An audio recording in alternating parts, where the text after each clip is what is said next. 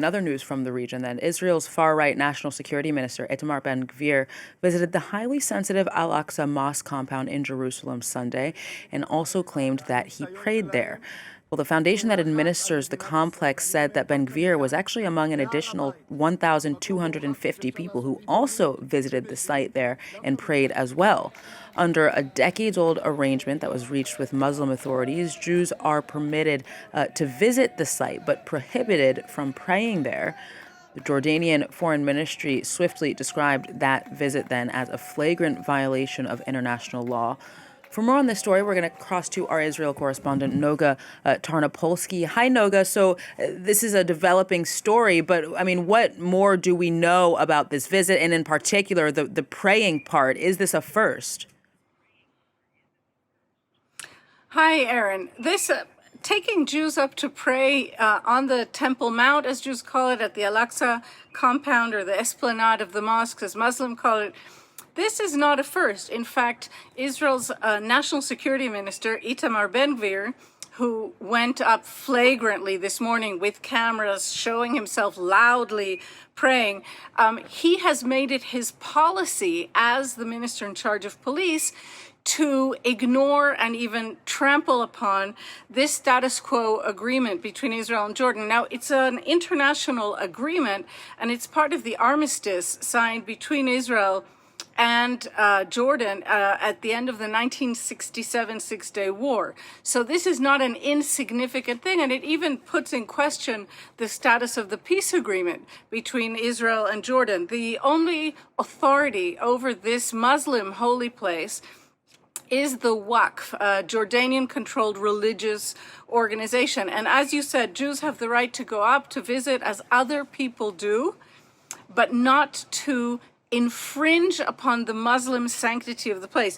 This is what this minister, Ben-Gvir, who I should add has been a racist hooligan in Israel for more than 25 years, 3 times convicted of hate crimes and of terror. He's a well-known figure in this world, and it remains jarring that he is the minister in charge of the same police who were chasing him for so long. He has made it his business to say that the status quo, in other words, this agreement no longer exists, always forcing the Israeli Prime Minister Netanyahu to say, of course not, we respect the status quo. But he has never been reprimanded, his job has never been threatened, and he's continuing to try and poke an eye in the face of Muslims worldwide, but also of the Israeli Prime Minister who's trying to keep his government together.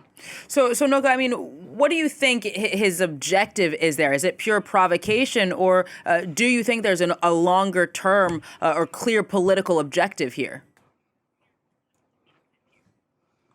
Well, both. I think long-term, he is trying to provoke. I think he's trying to cause a conflagration.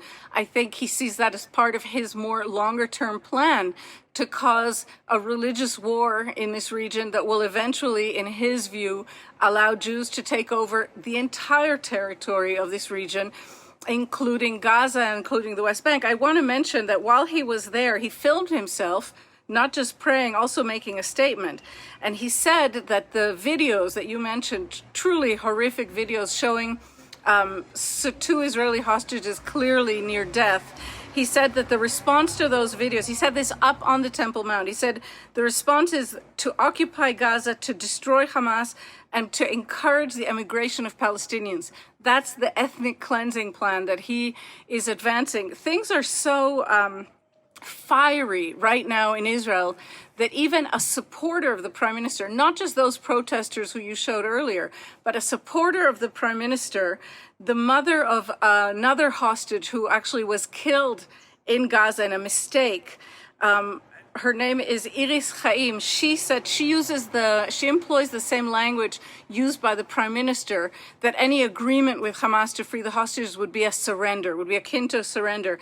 And she said today, having seen those videos, that it is preferable that Israel surrender, that surrender will be less painful than seeing more videos of these young hostages close to death. And that was her way of countering what this minister was saying. But this is already a fight within the extreme right wing of Israel, who is in power in this government. Noga Tarnopolsky, our correspondent, thank you so very much.